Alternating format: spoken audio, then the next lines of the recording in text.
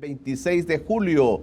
Felicidades Santa Ana. Hoy es el día de la señora Santa Ana. Felicidades a todos los santanecos en este día tan especial. Tantos amigos de esa ciudad grande, una ciudad tan importante, un departamento tan importante para nuestro país, Santa Ana. Saludos a todos los santanecos que hoy viven su fiesta. Hoy es el día de la señora de Santa Ana.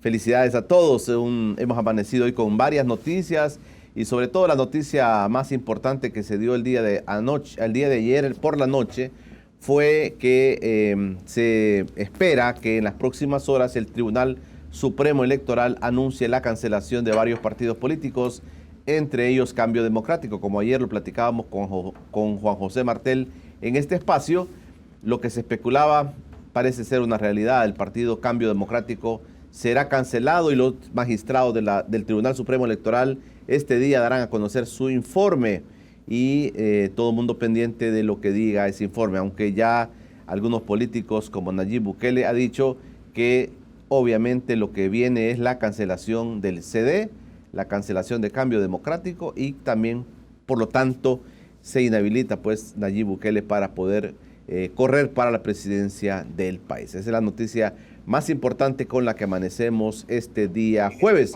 Hoy vamos a hablar un poquito sobre el tema de las relaciones comerciales de esa gran nación China con el mundo y vamos a hablar particularmente del tema de El Salvador. Hay muchos señalamientos que se están haciendo sobre estas relaciones. La misma embajadora de los Estados Unidos, la señora Manés, se ha expresado sobre este tema y de eso queremos conocer un poquito más, ahondar un poquito más, y he invitado a una persona que obviamente conoce el tema, obviamente ha tenido y tiene y mantiene una relación y de amistad estrecha con esa nación china. Me refiero al diputado Manuel Flores, que me acompaña ya en el estudio. Manuel, gracias por aceptar esta invitación.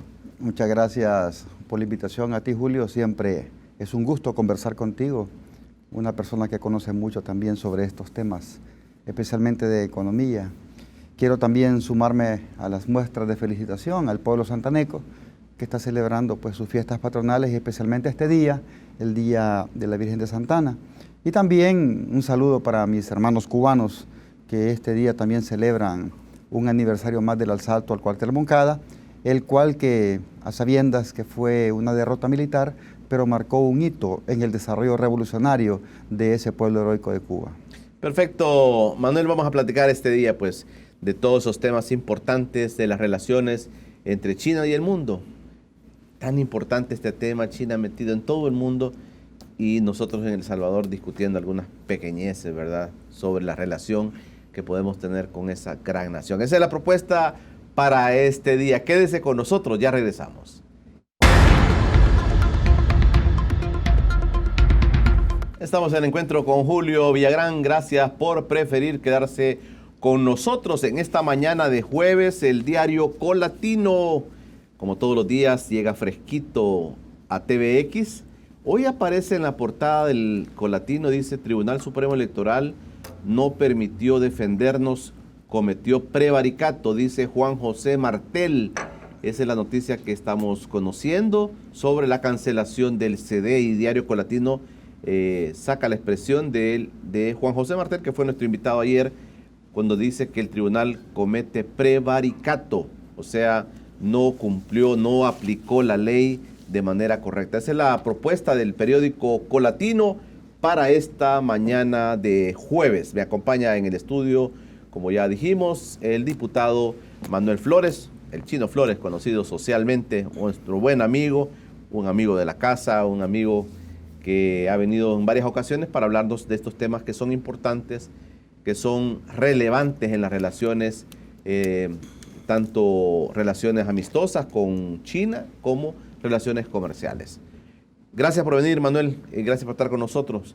Leyendo un poquito sobre China y sus relaciones comerciales, sin duda Estados Unidos mismo tiene unas amplias relaciones comerciales con China. Y en todo el mundo. Ayer leí un artículo interesante sobre África, cómo África abre también las puertas al mercado chino y China expandiéndose mucho más fuerte hoy comercialmente. Pero nosotros a veces con pequeñeces estamos cuestionando un poco el papel de China. Pero comencemos platicando, ¿cómo está viendo el rol de China en el mundo, Manuel? Bueno, primero es una realidad. Hace 5 años China se planteó 2 metas. Primero, para el año 2029, cuando el Partido Comunista Chino cumpla 100 años, China se ha planteado la meta de convertirse en un país modestamente acomodado. Significa modestamente acomodado que todos los chinos van a tener condiciones mínimas de vida, vivienda, educación, salud y por lo tanto la alimentación correspondiente. Una población de 1.400 millones no es cualquier cosa, una quinta parte de la población mundial. 1.400 millones de personas. Aproximadamente ya. La segunda, meta que China planteó en el Congreso del Partido Comunista fue que al año 2049, cuando China, la República Popular, que fue fundada el 1 de octubre de 1949, cumpla 100 años, China va a convertirse en un país medianamente desarrollado. Es decir, para muchos confunden el tema de China una gran economía con China un país desarrollado. Recordémonos que en el mundo hay 7 tecnologías y por lo tanto hay 7 potencias que han desarrollado su tecnología de acuerdo a la misma lógica del desarrollo tecnológico en el mundo. Suecia, Inglaterra, Alemania, Francia, Estados Unidos tienen su propia tecnología. China está desarrollando la 8ª tecnología. ¿Por qué hablan de que en el 2049 van a ser un país medianamente desarrollado? Porque hoy por hoy, a pesar de la superproducción, China tiene los 3 métodos de producción todavía. A través de carbón, que todavía usan, ¿verdad? Fábricas de carbón, a través del búnker o diésel y a través de la energía atómica. A diferencia de los países desarrollados como Italia, Francia, donde ya no usan carbón para la generación de energía. Entonces, cuando se habla de la producción, cuando se habla del desarrollo económico, recordemos que todo esto comenzó en 1978, cuando Deng Xiaoping, el premier de la época en China, llamó hacia el desarrollo económico China, abrió las puertas al mundo. Lógicamente ya habían conversaciones con Estados Unidos, porque recordemos que en esa época el escaño en Naciones Unidas lo ocupaba Taiwán, lo ocupaba la República de China en Taiwán. Pero en 1979, en enero, Estados Unidos estableció las relaciones diplomáticas con China. Eso marcó un hito, porque todo el mundo comenzó ya a establecer ese vínculo diplomático, pero antes de Estados Unidos muchos países ya lo habían hecho, como por ejemplo Chile, como por ejemplo Perú, México, que ya tenían un vínculo más fuerte. Ante esa lógica, pues China comienza un desarrollo, piden no intervención, ¿verdad? Tú recuerdas que en esa época estaba la Guerra Fría entre la ex Unión Soviética y Estados Unidos y todos los países se habían alineado. En el mundo se habían alineado el bloque soviético y el bloque de Estados Unidos a través de la OTAN y otros a través del Pacto de Varsovia. Solo un país en Europa no se alineó a ninguno de los dos, sino que se mantuvo fiel a China, que fue Albania. En esa lógica geopolítica del momento, China pidió no intervención y comenzó su desarrollo normal y por lo tanto miles de empresas, especialmente taiwanesas, comenzaron a establecerse en China, especialmente en la costa, en Tianjin, en Shanghai, en Yiwu, en Xiamen, en Hainan y en otras zonas de desarrollo, que así fue propuesto. ¿Empresas taiwanesas? En China. En China. Exacto. ¿Por qué? Porque debemos de ir estableciendo el por qué ese tipo de relaciones. China tiene una vinculación histórica, Taiwán es parte, ¿verdad?, de ese gran país, porque como república fue fundada en 1911, eso hay que tenerlo como un hito histórico. El doctor Sun Yat-sen, junto con otros, patriotas chinos, fundaron el Kuomintang como partido y fundaron la República de China, derrocaron al último emperador Puyi y establecieron la república. Pero pasaron muchos años. En 1911. 1911, ¿verdad? Muchos años en el cual hubo una pugna entre las fuerzas imperiales y las fuerzas republicanas, ¿verdad? Entonces, en ese momento había lucha interna, algunos países europeos respaldaban la vuelta del imperio, otros países europeos la formación de la república, porque algunos decían que era mejor firmar tratados y con el imperio no se podían firmar tratados porque no había constitución, simplemente habían los decretos imperiales. Pero a raíz de ese proceso, en los años 20, por 1923, se da un primer tratado, una primera alianza entre el naciente Partido Comunista y el Kuomintang. Es decir, se firma para luchar por el establecimiento de la República y no retroceder al imperio. Pero ya había influencia japonesa. Ya Japón comenzaba a influir en la zona, en Corea, en China, ¿verdad? Y fue así como comenzó la creación del Imperio Manchukuo, donde incluso el ex emperador Puyi fue puesto como emperador de esa zona controlada por Japón. Ese fue el primer tratado que se firmó entre el Partido Comunista y el Kuomintang. El segundo fue en los años 40, cuando Chiang Kai-shek, ya al frente de la República de China, no confundamos, ¿verdad? Al frente de la República de China, Chiang Kai-shek como presidente, firma un tratado con Mao Zedong, ya estaba al frente del Partido Comunista, y unieron fuerzas para expulsar a los japoneses durante la Segunda Guerra Mundial. Cuando triunfó la revolución, cuando triunfó el proceso de expulsión de los japoneses, comenzó la guerra interna, que finalizó, lógicamente, el 1 de octubre del 49, con la victoria de las tropas comunistas, el establecimiento de la República Popular China el 1 de octubre, donde Mao Zedong lee la proclama en la puerta de la ciudad prohibida, pero a los próximos días, el 10 de octubre, pues Chiang Kai-shek determina la fundación también de la República de China en Taiwán, adoptando la Constitución de 1911, la bandera, ¿verdad?, roja, azul y el sol blanco, y determina que desde Taiwán, desde la isla de Taiwán, iba a dominar todo China, porque así lo establecía la Constitución. Estados Unidos lo reconoce, muchos países lo reconocen y aíslan a China. Pero eso es el proceso. Entonces, cuando en el 78, lo repito, Deng Xiaoping llama al desarrollo de China, muchas empresas estadounidenses, europeas, taiwanesas, filipinas y tailandesas se establecieron en China. Eso se llamó el desarrollo de la costa. Eso permitió que China comenzara un proceso de superproducción y comenzara a tener una relación y vinculación más grande. ¿Qué ha pasado? En los últimos 2 años, el presidente Xi Jinping hace un llamado para establecer un desarrollo económico en el mundo a través de la ruta de la Franja de la Seda. ¿Qué significa? Es una inversión de casi $1 billón. La Franja de la Seda, la ruta de la seda, comenzó hace aproximadamente 2143 años. Es decir, cuando los chinos comenzaron la producción de seda, que es producto del gusano de seda, en esa época las mujeres chinas servían como, digamos, como incubadoras. Se ponían los gusanos en su cuerpo y pasaban semanas en la casa cuidándolo hasta que eclosionaba el gusano y de allí comenzaban a producir el hilo. Esa parte, digamos, lo que determinó la producción de seda, la venta en Eurasia, la creación de rutas a través de camellos y otro tipo de bestias, llegaron a zonas como Alepo en Siria y de Alepo hacia Europa, especialmente Roma, que era el mayor consumidor de tela de seda. Entonces el presidente Xi Jinping y sus ministros hacen el lanzamiento de la nueva ruta de la seda a través la nueva ruta de la seda. La nueva ruta de la hace seda. 2 años decís. Hicieron el lanzamiento, ¿verdad? Con un capital de $1 billón y que va a tener 3 componentes.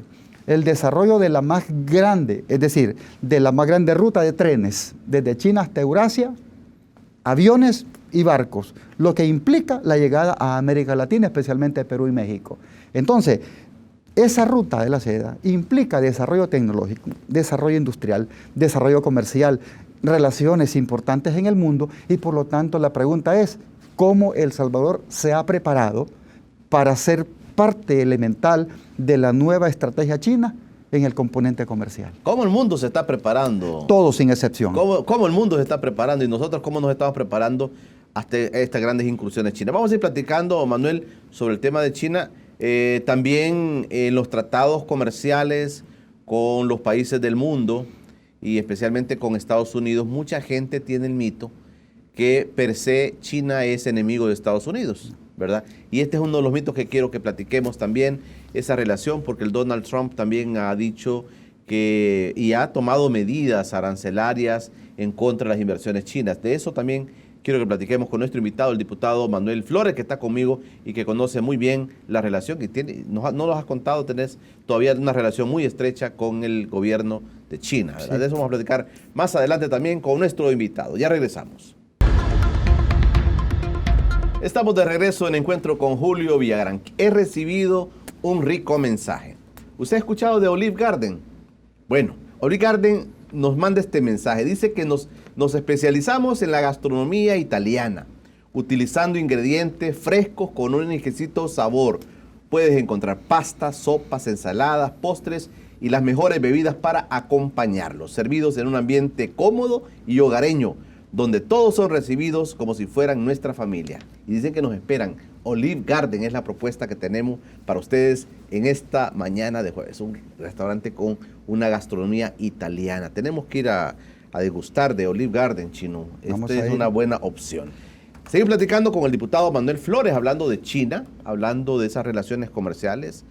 Estaba leyendo un mensaje también que dice que en los últimos meses el presidente estadounidense Donald Trump declaró la guerra a sus principales rivales comerciales como China, la Unión Europea y Rusia, a la cabeza a los que también tildó de enemigos. ¿Cómo es posible, Manuel, que a esta altura de la vida, de la historia del mundo, Estados Unidos vuelva y retome temas como este, es decir, son nuestros enemigos? Es que, Julio, hay que poner en contexto los temas históricos. No debemos olvidar que para algunos no les gusta, pero los imperios existen. Y los imperios suben, se establecen, dominan, pero se acaban. Y no es la excepción Estados Unidos, que está teniendo problemas serios con sus propios aliados. Con sus propios aliados. Yo lo dije. Está maltratando a sus aliados. Porque la llegada del señor Trump, su política ha sido completamente diferenciada a sus anteriores, sucesores. El señor Trump ha llegado con una política migratoria terrible, una política antiinmigrante terrible. El pueblo norteamericano, el pueblo estadounidense es un pueblo fiel, es un pueblo muy solidario. El pueblo estadounidense también está sufriendo la política de Estados Unidos. ¿Qué ha hecho? Las primeras declaraciones cuando tomó posesión fue que le iba a subir los aranceles de los productos chinos. El señor Trump se imagina que China es la misma de hace 40 años. No se ha dado cuenta que China es el principal acreedor de los bonos del Tesoro de Estados Unidos. China es el principal proveedor, acreedor de los bonos del Tesoro. De los bonos del Tesoro de Estados Unidos. ¿Verdad? O sea, y no estamos hablando de 50 colones. Estamos hablando de trillones de dólares, que ya son cifras que no caben en las calculadoras. Estamos hablando de que el principal socio de Estados Unidos es China. Pero el error fue querer competir con un país que está en vías de desarrollo, pero que además de ser un país con una superproducción, es un país que tiene las mayores reservas de tierras raras en el mundo, que son los elementos con los cuales se fabrican los teléfonos celulares, los satélites cuánticos, los satélites espaciales de intercomunicación y la nanotecnología. Estamos hablando entonces que China tiene más del 80% de tierras raras en su territorio y que le vende a las 7 potencias esos productos para que fabriquen sus teléfonos, sus aparatos de comunicación, etc. Estados Unidos, a través de Donald Trump, dijo que le iba a poner aranceles altos a las importaciones de productos chinos. Inmediatamente, el canciller Wang Yi dio su respuesta. Está bien, vamos a dejar de comprar vehículos estadounidenses. Vamos a retirar a todos nuestros estudiantes que están en universidades y en centros educativos de Estados Unidos. Y por supuesto que vamos a tomar las medidas correspondientes. ¿Tú te imaginas que solo en Beijing hay 7.3 millones de vehículos? Solo en Beijing. Una ciudad de 26.3 millones de habitantes. Shanghai, una ciudad de 28 millones de habitantes y 3 millones flotantes, hay como 8 millones de vehículos. Chongqing, una ciudad de 43 millones de habitantes, hay 11 millones de vehículos. Es decir, estamos hablando que hay muchos vehículos estadounidenses, Ford y de otras marcas. ¿Qué iba a pasar si China dice, ya no la voy a comprar? Mejor voy a Europa. Inmediatamente el señor Trump hizo una maniobra, porque China hizo una espectacular maniobra comercial. Dijo, ya no vamos a utilizar la viñeta de Made in China, sino hecho por China. Solo una palabra cambió en por. Hecho por China, lo que aumentó las ventas 11% en Estados Unidos. Porque cuando tú dices hecho en China, significa de que cualquier empresa que fabrica en China le pone eso, independientemente de donde sea. Pero cuando le pones hecho por China, significa que son productos hechos por los chinos. Y los es como que dijéramos hecho en El Salvador. Es correcto. No necesariamente es una empresa nacional. Es correcto. Aquí tienes todas las maquilas que le pueden poner hecho en El Salvador. Entonces dice hecho por China. Hecho por salvadoreños. Hecho por El Salvador. Entonces eso le da valor agregado al producto. Fue una maniobra de marketing exquisita, lo que determinó, por ejemplo, que Jack Ma, el dueño de Alibaba, el mayor buscador, más grande que Amazon, aumentó sus ventas. Entonces Donald Trump pidió una reunión con Jack Ma para que Jack Ma le ayudara a vender los productos estadounidenses en China y en el mundo, especialmente los pequeños y medianos productores estadounidenses. Y se reunió con Jack Ma. O sea, dio un retroceso en su política hacia China porque se dio cuenta que China no solamente es el gobierno, son miles de empresarios que tienen inversiones en Estados Unidos, especialmente en la compra de casas y de inmuebles, especialmente en Nueva York. Mira, Manuel, yo quiero hacer un paréntesis. Estoy imaginándome todas estas relaciones comerciales, pero quiero un elemento que muchos estarán preguntando. Y entonces, ¿dónde queda el comunismo? ¿Dónde queda el aspecto de la separación ideológica de los Estados Unidos con China? Ayúdanos a entender esto, por favor. Es que cuando se hablan de conceptos ideológicos, debemos de entender que el comunismo lo que pretende es una distribución de la riqueza de manera equitativa. ¿Me explico? El socialismo se centra especialmente en la producción y en la distribución de riqueza. Y el capitalismo se centra en la acumulación de riqueza sin distribución equitativa. Esa es la diferencia. Por eso China adopta una política económica llamada economía socialista de mercado, ¿verdad? Que muchos no entendieron y lo que Vietnam adoptó hace 10 años también. Sí, no, eso nos enseñaste hace 10. Y hablamos de economía socialista de mercado, correcto, que precisamente determinó en las discusiones del Partido Comunista cómo los millonarios podían ser parte también del partido, parte de la inserción de la nueva economía, porque ellos iban a generar trabajo, iban a generar riqueza, pero también un crecimiento del país como tal, y lo han logrado. China crece un 1% anual en capa nueva, en capa media nueva, 1% anual. Estamos hablando de casi 14 millones de chinos que cada año son capa media. ¿Te puedes imaginar? Nosotros tenemos un concepto de China diferente, ¿verdad? Que China es un país atrasado, donde todavía andan en caballos. Mucha gente eso piensa, que todavía la gente anda en bicicleta. Las bicicletas hace 20 años eran una realidad en China, ¿verdad? Pero hoy en día lo que estás viendo son vehículos nuevos, Mercedes-Benz, BioWick, está viendo cualquier tipo de carro. Lógicamente, todavía hay como 56 millones de pobres, pero cuando hablamos de 56 millones de pobres ante una población de 1.400 millones, hablamos del 3% de la población. No hay miseria, a diferencia de otros países multipoblados como la India, donde sí todavía se ve miseria, ¿verdad? Especialmente en Calcuta y en otras zonas de la India, que precisamente es el enemigo natural comercial de China por su superproducción y por la disputa también del Tíbet y del Himalaya, y también de una disputa histórica porque se dice que Buda no nació en China, no que en Nepal, y en esa época territorio chino. Esas cosas debemos de entender del por qué se dan las diferencias históricas y las cuales las traen al momento. ¿Por qué hablamos entonces de una diferenciación?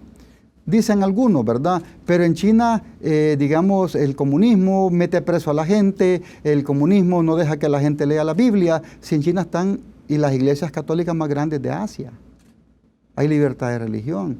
La gente en China es taoísta o es, digamos, budista. ¿Cuál es la diferenciación? De que el taoísmo, digamos, es una corriente filosófica de pensamiento amplio fundada por Lao Tse, a través de las 48 normas del Tao Te Ching. ¿Qué es el Tao Te Ching? Las normas de conducta, las normas de comportamiento, del cuidado de la naturaleza, de las relaciones interpersonales, y combinada con el budismo, que es una corriente filosófica adoptada en China también, te da a un pueblo bastante pensador, te da un pueblo bastante creyente, te da un pueblo bastante espiritual. Ante esa realidad, nosotros... Y un pueblo menos juzgado, sí, digamos. porque además tienen una historia milenaria. Imagínate que están celebrando el año 4000, creo que 4147, el año nuevo lunar, lo que representa una migración cada año de casi 800 a 900 millones de chinos, una migración natural para el reencuentro con la familia, para comer el pan de luna, para encontrarse con la familia, cada año. Más de 4000 años celebran el año nuevo, que cae entre febrero y marzo o abril. Eso ocurre. Este año creo que cayó 28 de febrero, no me acuerdo, ¿verdad? Entonces, pero esa es lo que nosotros debemos de entender. Debemos de conocer más China y China debe de conocer más nuestro país y nuestra región. Pero ¿cuál es el tema, Julio? Costa Rica, hace 10 años, Panamá, República Dominicana, y en África solamente Suazilandia mantiene relaciones con Taiwán. Hace menos de 6 meses rompió Burkina Faso, antes Alto Volta, y se fue con China. Hace menos de 2 años, Gambia y Sao Tomé y Príncipe. Solo queda el Vaticano en Europa y solo queda Paraguay en Sudamérica. Es decir, estamos hablando que las realidades son así. China no solamente es una potencia económica, sino que también se ha convertido en una potencia militar porque ella tiene su primer portaaviones en el mar, llamado Liaoning, ¿verdad? Que fue, digamos, es de los tipos de portaaviones, si mal no recuerdo, Almirante Kuznetsov, que ya están construyendo el tercero porque el segundo ya lo tiraron al mar, y una potencia también se mide por la capacidad de maniobra militar en el mar.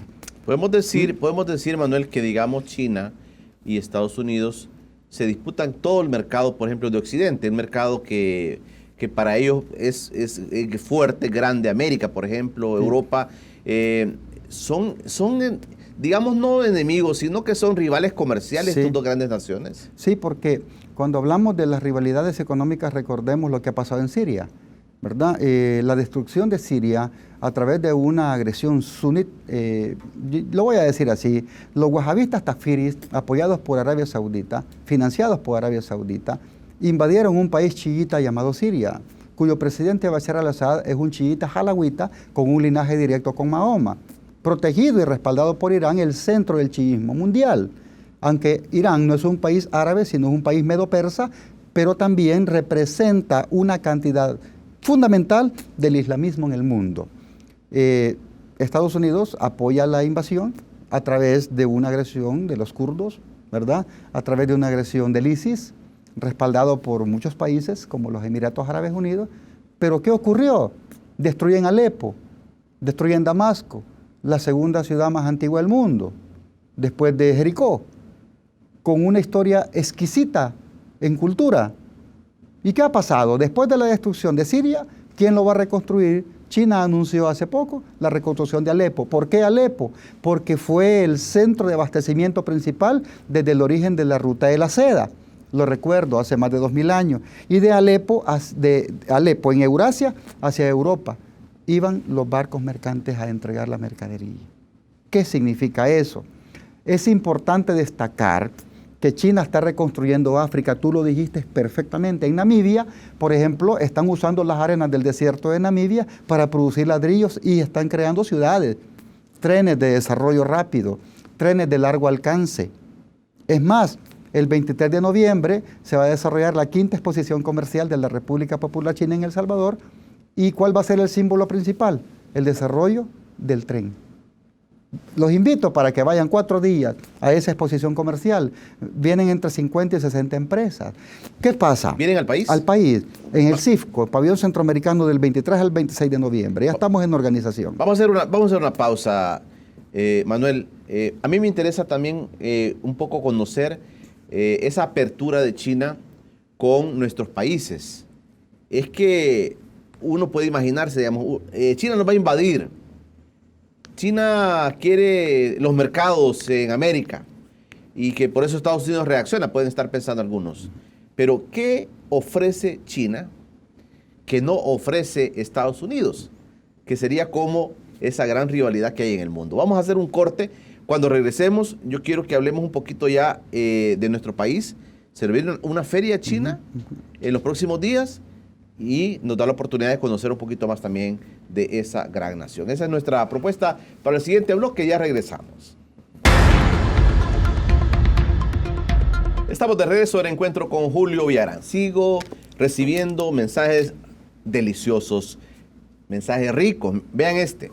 Dice, Longhorn Steakhouse es el hogar indiscutible de los mejores asados a la parrilla.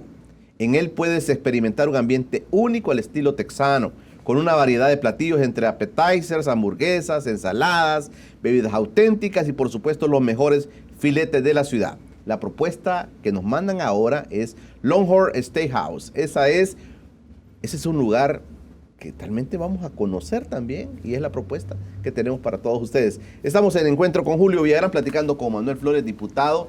Estamos hablando de China y me decía una persona la vez pasada que venías, Manuel, es que con el diputado Flores hay que estar con un libro de la historia de China para ir entendiendo qué está diciendo. Me decía, dice 1000 ideas de China y a veces es toda la historia que se está contando de manera muy, muy fría, ¿verdad? Pero la China de hoy, que tú me estás diciendo de 1949, nace esa gran nación. Sí. O sea, uno puede decir, no es tan milenaria como creíamos nosotros, pero a mí me interesa ver cómo estamos viendo nosotros a China, Manuel. Me interesa que nos ayudes a entender cómo estamos viéndola, cómo nuestros gobiernos están viendo a China y cómo estamos desmitificando esa relación con China. Sí, es una nación milenaria, ¿verdad? Porque antes de la creación del primer imperio de la dinastía Qing, existían 8 reinos, ¿verdad? Y cada reino tenía su influencia en la zona. A lo mejor no es la China que hoy conocemos, pero era una zona grande que abarcaba Mongolia, ¿verdad? Uzbekistán, Tayikistán y otras zonas con una gran influencia en este momento del Islam. A raíz de las conquistas de los 8 reinos, el primer emperador, Qin Shi Huang, conquistó los 8 reinos y se proclamó primer emperador de China. Fue el que construyó los guerreros de terracota, ¿verdad? Porque él creía en la reencarnación. Había convertido al taoísmo. Entonces, Qin Shi Huang fue un emperador que durante esa época se hicieron muchos inventos en el mundo, muchísimo. El papel, ¿verdad? La brújula y otros, digamos, inventos que marcaron la vida de China. Pero antes de Qin Shi Huang había desarrollos normales de la, digamos, de la amistad china, de la cooperación china con el mundo, porque hay que leer realmente lo que ha pasado en toda esa zona durante los últimos 5000 años. La navegación, por ejemplo, de los barcos del Tesoro de China, que llegaron a Singapur, a México, durante toda esta etapa. ¿Por qué los chinos son realmente comerciantes? ¿Por qué los chinos son realmente promotores de paz y promotores de amistad? Ningún otro país del mundo habla mandarín, por lo tanto China nunca conquistó nada, ¿verdad? Ningún otro país habla mandarín. En África se habla francés, se habla belga, se habla inglés, ¿verdad? Holandés, porque fueron colonias. En América Latina se habla portugués, ¿verdad? Entonces, esa es lo que nosotros debemos de ir diferenciando. Pero a tu respuesta, a tu pregunta, Julio, en el 49 se fundó la República Popular China. La República Popular China. A través de del triunfo de las tropas comunistas de Mao Zedong, de Chun Enlai, de Li Cheng-nian, que fueron los promotores, ¿verdad?, de la revolución. Ante esta lógica comenzó un desarrollo normal de una población enorme, pero hay un dato: en 1949 el 92% de los chinos eran campesinos pobres analfabetos. El 92%. 92%. Un país feudalista. Es decir, las etapas normales de la humanidad, ¿verdad?, como lo hemos estudiado en economía política, te habla de una transición del esclavismo al feudalismo, claro, al capitalismo y al socialismo. Pero China pasó del feudalismo al socialismo. No conoció la etapa capitalista. ¿Por qué no la conoció? Precisamente porque salió de un imperio, ¿verdad? De un imperio de Puyi, del último emperador, de ese imperio, y saltó a una revolución. Pero fue una revolución encabezada por Sun Yat-sen que no conocía los conceptos capitalistas de producción porque todavía China era un feudo. A raíz del triunfo de la revolución, los feudos se convirtieron en unidades de producción estatal. Y hay una historia de una cooperativa de una provincia, si mal no recuerdo, cerca de Chongqing, donde se dio la primera distribución de la tierra de manera privada. Y todavía existe. Y se han construido supercarreteras para llegar a esa pequeña aldea que todavía existe. Todo era propiedad del Estado y el Estado cedía las tierras. Correcto. Para que los agricultores, exacto, los campesinos ese fue el primer cultivaran. Experimento y que dio resultado. Y a partir de ahí comenzaron ya los siguientes procesos de producción. Y a 1978, la apertura económica. La apertura económica. Y comenzaron la creación de zonas especiales. ¿Y qué son las zonas especiales? Las concesiones. Y llegaron los taiwaneses, y llegaron los estadounidenses, italianos, franceses a invertir en China, y eso repercutió en otros países de la zona, como Singapur, que era un país pobre, ¿verdad? Un país pobrecísimo, pero que a través de esa lógica del desarrollo chino se aperturó a las zonas económicas especiales y concesionó. Hoy Singapur es un milagro y considerado uno de los tigres asiáticos. Muchos dicen, pero hagamos aquí así, pero cuando se hacen las propuestas todo el mundo pega el grito al cielo. Estamos entregando la soberanía porque ni siquiera leen la historia de las zonas especiales. Esa parte, Julio, es lo que debemos discutir y por eso la señora embajadora Jing Manés dio el grito al cielo. Y no es precisamente por la influencia china en temas militares, porque también ella habló de un tema militar. Quiero recordar, China no tiene bases militares en el mundo. Estados Unidos tiene 800 bases. China solo tiene una base compartida en Djibouti, que es un país pequeñito en África, que está cerca de Somalia, en el cuerno de África. ¿Y por qué China tiene allí una base compartida con Estados Unidos y otros países? Porque pasan los buques mercantes para esa zona y ahí hay piratería somalí. Es decir, los piratas roban los buques mercantes. Entonces Estados Unidos, China y otros países protegen los buques mercantes, por eso tiene esa base militar en Djibouti. Mira, amigo, hacenos entender qué tipo de relación tenemos en este momento nosotros los salvadoreños con China. ¿Hasta dónde es el alcance de la relación? Aparte de tu amistad con ellos, ¿verdad? Que tú tienes una amistad muy fuerte con el gobierno de China, pero, digamos, como país, ¿qué relación tenemos en este momento con China? Como país, como país. Cero. No tenemos ningún tipo de relación. Cero. ¿Pero hay inversiones chinas acá? Sí, pero las inversiones y el comercio es libre. Es más, lo voy a recordar una vez más. El último país en retirar las restricciones comerciales en la OMC a China fue El Salvador. Y fue por asuntos ideológicos, ojo. El Salvador le ponía, por ejemplo, aranceles a la importación de productos chinos y a la exportación de azúcar para China, elevadísimo. Lógicamente, cuando El Salvador le pone restricciones a la OMC, ¿qué tipo de comercio vamos a tener con China? Cero. Y esto era una decisión ideológica. Ideológica, no le veo otra lógica. El Salvador fue el último país en reconocer, en establecer relaciones diplomáticas con Cuba. ¿Por qué? Porque eran ideológicas. No teníamos relaciones con países emergentes como Vietnam por asuntos ideológicos. Fue de los últimos en establecer una embajada con Rusia por temas políticos.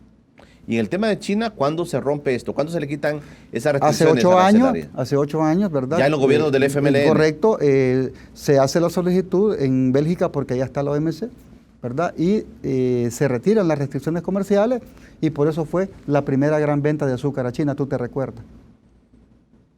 ¿Cuál es el futuro, digamos, de nuestra relación con ellos? Tenemos que ir estableciendo una relación comercial más amplia. Tenemos que traer inversión. ¿Estarán interesados ellos en nosotros? China está interesado en el mundo entero, en establecer una relación comercial y de amistad. Yo soy el presidente de la Asociación de Amistad, tengo una relación de 20 años con ellos. De tal grado que yo me he reunido hasta con el presidente Xi Jinping, con el canciller Wang Yi. Es decir, tenemos una relación que podemos aprovechar, porque además soy el presidente de la Federación de Amistad China-Centroamérica y en octubre que se desarrolle la cumbre de las asociaciones de amistad China-América Latina y el Caribe, están proponiendo que yo asuma la presidencia de la Federación China-América Latina y el Caribe. Es decir, ese punto de enlace y ese punto deberíamos de aprovecharlo. ¿Por qué? Porque China entiende algo que nosotros también debemos de analizar, el conocimiento mutuo. A veces la gente habla porque no conoce. Yo no puedo hablar de la luna porque jamás he ido. Solo he leído, pero una parte. Algunos dicen de que no se ha ido a la luna. ¿Por qué? ¿Cuándo se fue a la luna? En 1972, si mal no recuerdo. ¿Cómo ha desarrollado la tecnología en los últimos años y no se ha vuelto a ir? Es increíble, ¿no? Pero ¿cómo se puede influenciar a gobiernos nacionales para que comience ese tipo de relación? Estás diciendo que es una relación cero, no tenemos relación, pero ¿por qué no se ha hecho? ¿De quién depende que se haga una relación formal con China? Lo que sucede, Julio, es que no solamente depende de El Salvador. Te lo explico en contexto. China y Taiwán mantuvieron una relación de mucha cortesía durante los gobiernos del Kuomintang. El expresidente Ma Ying-jeou era una persona que creía en el establecimiento de una sola China, la cual ese tratado se firmó en 1992.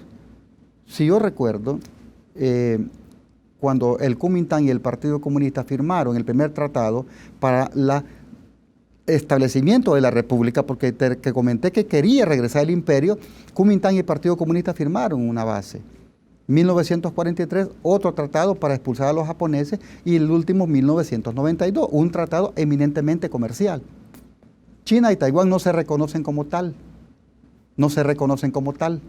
y por lo tanto crearon instituciones no gubernamentales como el Instituto Chino de Asuntos Taiwaneses y el Instituto Taiwanés de Asuntos Chinos, como dos ONGs, pero con apoyo gubernamental, y ese establecimiento de 1992 determinó el reconocimiento de la existencia de una sola China. Ojo, y eso fue lo que Estados Unidos reconoció. Por eso el error diplomático de Donald Trump fue que nomás ganó la presidencia, le llamó a la presidenta de Taiwán, violando los tratados internacionales de no reconocimiento de dos Chinas, no que una sola. Eso es lo que debemos de entender. Entonces en el 92 se firmó un tratado de reconocimiento de una sola China, lo que restablece inversiones comerciales. China no tenía una sola empresa en Taiwán, pero habían 240,000 empresas taiwanesas en China. Ahora hay empresas chinas en Taiwán, incluso circula el renminbi. ¿Qué es el renminbi? Es el yuan, ¿verdad? El nombre oficial de la moneda china es renminbi, significa dinero del pueblo. Se conoce como yuan, ya circula en Taiwán. La figura de Mao Zedong ya circula en Taiwán. Es decir, nace de un problema ideológico esta cosa que nosotros mantengamos o nos mantengamos tal vez fieles, no sé si es la palabra fieles, a decisiones de otros, a decisiones, sí, por ejemplo, de los Estados Unidos, cómo Estados Unidos ve esa zona de China. Vamos a aprovechar el último bloque, sí, Manuel, para platicar de esto. ¿Cómo podemos entonces romper esas barreras que ideológicamente creo que no deberían existir ya, pero cómo podemos romper esas barreras para poder tener una relación cercana con esa gran China? Esa es la propuesta, presidente Bloque. Ya regresamos. Estamos de regreso al encuentro con Julio Villarán esta noche, 7 de la noche, Miradas de la UCA, no puede perderse. Es un importante programa de televisión en TVX, en la gran alianza que hemos hecho con la Universidad Centroamericana. Este día y todos los jueves, Miradas de la UCA, a las 7 de la noche en TVX. Platicamos con el diputado Manuel Flores sobre China. Si nosotros debemos abrir las puertas a China, si tenemos deberíamos tener relaciones formales con China por todas las bondades, digamos, que pueda tener China. ¿Por qué no se ha hecho? Es que estamos todavía con el tema de que nos puede regañar Estados Unidos. Te lo digo así de manera muy franca, Manuel. Es probable, porque recordemos que Estados Unidos siempre se ha considerado como el regente de la región.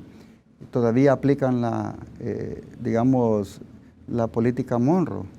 Recordemos que James Monroe escribió una política de relación de Estados Unidos con el mundo, donde llamó América para los americanos, que nosotros le llamábamos América para los norteamericanos, donde en esa época James Monroe fue el 5º presidente de Estados Unidos, le dijo a España e Inglaterra, aquí no se metan, este es territorio americano, y precisamente pusieron las reglas del juego para que ya no hubieran más colonizaciones, sino que Estados Unidos era el que determinaba la política en América Latina.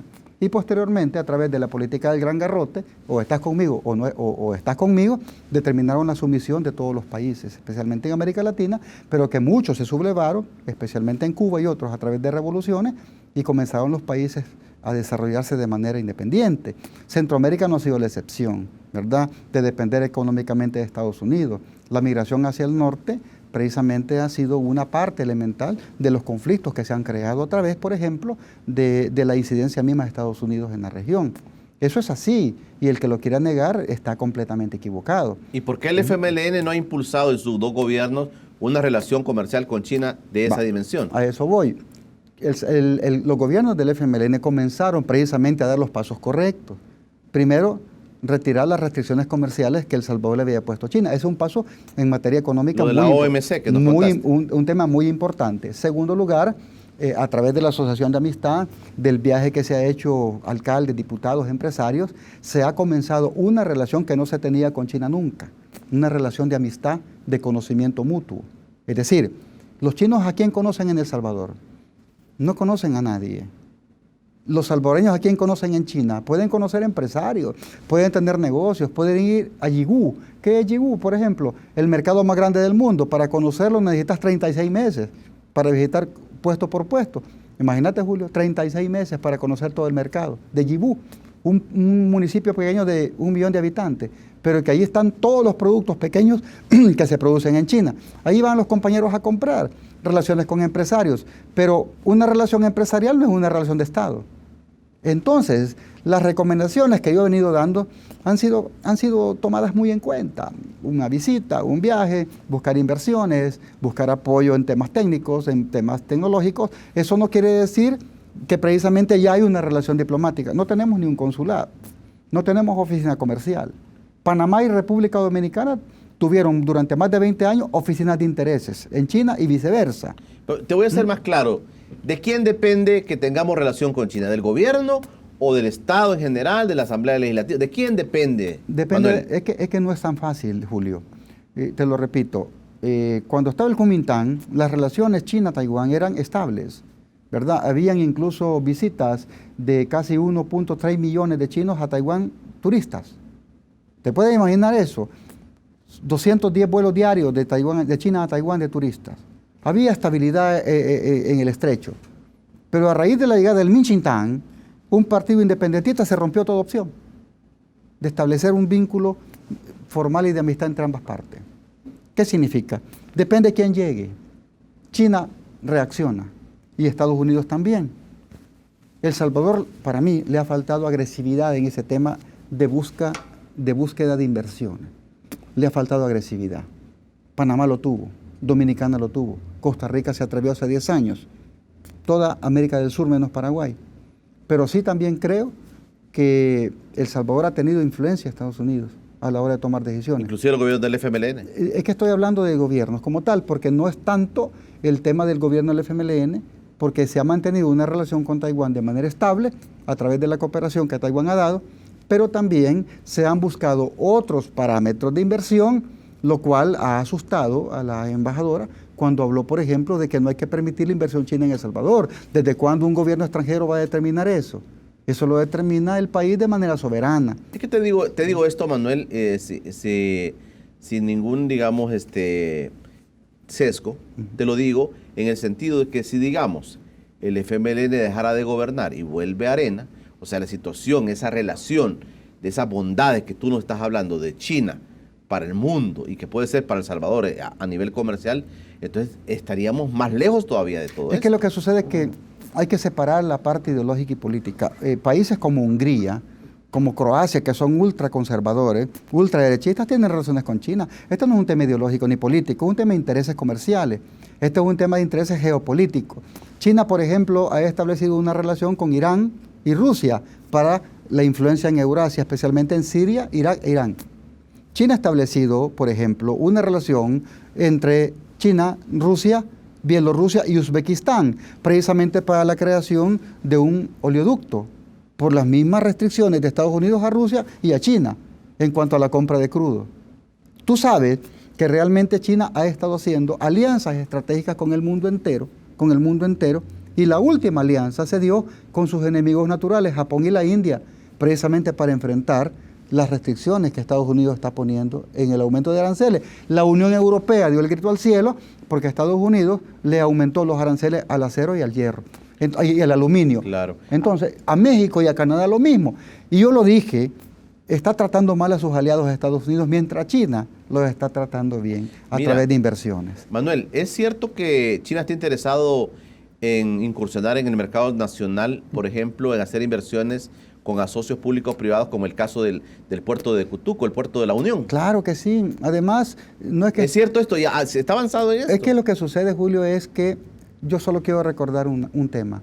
Cuando el puerto de la Unión fue construido, nadie quiso, precisamente porque la ley determinaba que a la hora de concesionarle a una empresa o a cualquier entidad el puerto, el Estado tenía que entregarlo funcionando, es decir, equipado y funcionando. Claro. Eso fue lo que está en la ley.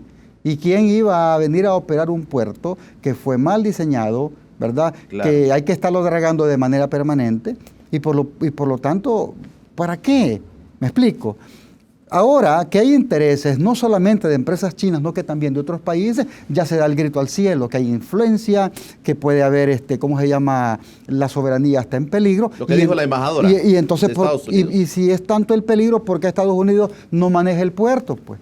¿Por qué no vienen empresas estadounidenses a manejar el puerto, pues? Si ha pasado tantos años tirado y ahora que hay empresas que están interesadas, no solamente es el tema del puerto, es el tema de todo el Golfo de Fonseca, una zona de desarrollo económico. Se dice que pueden explorar los chinos también petróleo y gas natural en el Golfo. De todo, es decir... Pero tú sabes algo de eso, así concretamente, sí, si hay, digamos, interés de parte de ellos en esto. Sí, para nadie es un secreto que los chinos han venido, desde antes de Colón han venido a América. Desde que vino Chen He. Y no es un secreto que han venido a El Salvador. Sí, han venido a El Salvador y aquí son testigos de las empresas que han venido a hacer estudios. Han venido chinos, han venido rusos, han venido filipinos, han venido franceses.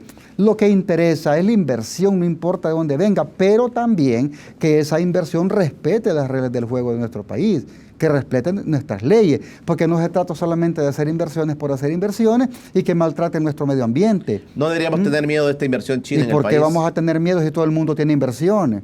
Costa Rica, por ejemplo, tiene inversiones enormes. La balanza comercial de Costa Rica es positiva versus China. China acaba de anunciar la inversión de 1.300 millones en Panamá. ¿Te puedes imaginar eso? La inversión enorme en República Dominicana y la inversión que va a hacer en la zona especial de Mariel en Cuba, donde hay 10 países invirtiendo como Francia, México, Italia. El más grande centro de desarrollo en la región caribeña, en Mariel, está en Cuba. Zona económica especial. Contanos de la feria que va a haber. La feria, la número 5, del 23 al 26 de noviembre, vienen empresas de telecomunicación, vienen empresas de buses, vienen empresas de intercomunicaciones, ¿verdad? Empresas de motos, pero como te repito, viene Costco, que es de las navieras más grandes del mundo, a ofrecer servicios. Pero, ¿cuál va a ser el lema de esa feria? El desarrollo del tren de China, que ya se comió el mundo entero en su tecnología de trenes rápidos y largos, de larga distancia. Ya hay un tren que recorre Beijing y Shanghai, te puedes mandar en 4 horas. ¿Cuánto es la distancia? Un tren rápido, 340 kilómetros por hora. O sea, estamos hablando de desarrollo enorme. Para nosotros es vital que el pueblo salvadoreño no solamente hable, sino que también conozca.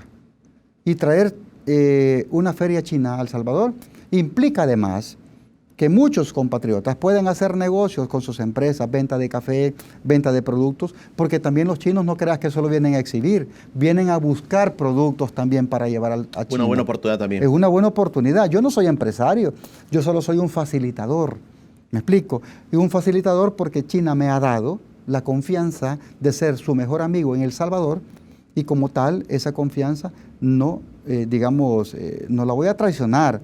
Ni tampoco voy a traicionar a mi país, ¿verdad? De estar hablando de temas que son de manera incorrecta. O que puedan generar riesgo. Pero El Salvador necesita a China, así como Estados Unidos lo necesita. Las inversiones chinas en Estados Unidos son multimillonarias. Y las inversiones de Estados Unidos en China son igual. Solo ir a la zona del Pudong, en Shanghai, te vas a dar cuenta la cantidad de empresas estadounidenses que hay allí. Solo ir a Xiamen, solo ir a Tianjin, uno de los 4 puertos más grandes del mundo, te vas a dar cuenta las inversiones estadounidenses en esa zona. ¿Vas para China? Hay algunas posibilidades porque también en abril del 2019 se va a desarrollar la Expo de Horticultura en Beijing, 108 países. Y en la Expo de Horticultura se va a presentar los principales avances de agricultura en el mundo. ¿Te puedes imaginar? 5.8 kilómetros cuadrados de exposición. Imagínate. ¿Y cuándo se va a elegir al presidente de América Latina de la relación con China? En octubre. Es decir, la Federación de Amistad China-América Latina, soy una de las propuestas, todavía no he decidido si voy a participar, todavía no lo he decidido. Bueno, pero vamos a estar a la espera de tus noticias. Y claro, ojalá que en noviembre que venga la feria nos pueda venir a contar los detalles de esa feria que suena a todas luces interesante. Hasta pueden transmitir en vivo si quieren la inauguración. Perfecto. Y pueden instalar el canal en la feria para que estén interactuando con la gente. Te tomamos la palabra y nos vas a ayudar en eso. Claro que para sí. que los salvadoreños conozcan qué es lo que China nos puede ofrecer. Bueno, esa ha sido la propuesta de esta mañana. El Chino Flores, así lo conocemos nosotros los amigos, y te agradecemos que hayas venido con nosotros, Manuel. No, Julito, gracias, siempre es un gusto estar conversando contigo, una persona que sabe mucho. Gracias. Nos quedan muchos temas pendientes, pero sí, hay muchos temas. Esta es tu casa, y sí, vas a venir cuando ya se venga la feria china en El Salvador, ¿verdad? Vas a estar con nosotros. Claro que gracias. Sí. Y también, Julito, solamente decirte que yo me voy a centrar en ayudar a resolver los grandes problemas. Y uno de los grandes problemas es la falta de inversiones en el país. Ese es el tema principal al que yo le voy a apostar. Perfecto, Manuel. Gracias por estar con nosotros. A ustedes en casa, gracias por haber compartido este espacio de este jueves. Mañana viernes nos va a acompañar la economista Julia Evelyn Martínez. Viene a hablarnos de las zonas económicas especiales. Hablando un poco de inversiones, Julia Evelyn tiene una posición muy clara sobre el tema de las zonas especiales económicas de las que tanto se ha hablado. Mañana es la propuesta acá en Encuentro con Julio Villagrán. Será hasta el día de mañana. Por hoy, pase todos un feliz día.